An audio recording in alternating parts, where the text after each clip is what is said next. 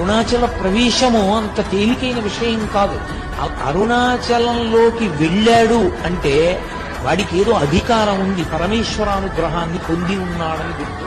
అరుణాచలం వెళ్ళి అడగని వాడిది పాపం తప్ప, అరుణాచలం వెళ్ళినటువంటి వాడికి, అరుణాచలం వెళ్ళి ప్రార్థించిన వాడికి సాధారణంగా కోరిక తీరకపోవడం అన్నది ఉండదు.